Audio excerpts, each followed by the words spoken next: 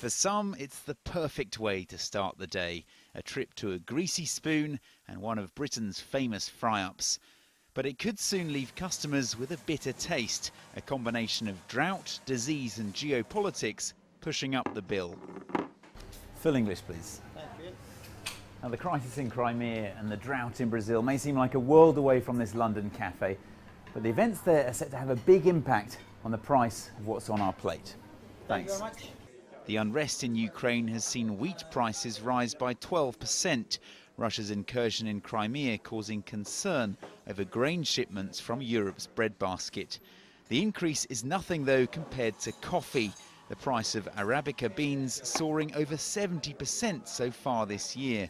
A prolonged dry spell in Brazil is fueling fears of a poor harvest. The same worries also boosted the price of orange juice and sugar too.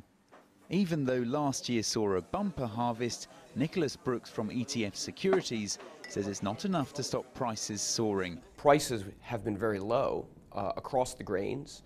As I mentioned, Arabica prices, 7-year lows, because it was known that there were substantial stocks because we'd had 2 years in grain, for example, of bumper crops. But again, as the situation changes, markets react very quickly, and that's what they've been doing.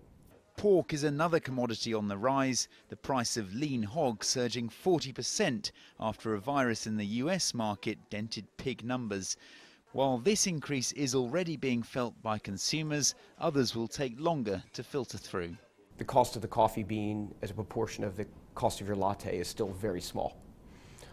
So it's very unlikely that the increase in the Arabica prices we've been seeing recently will be directly reflected in a higher cost in your morning coffee. I paid just over £6 for my breakfast, not as cheap as it would have been last year maybe, but no less delicious.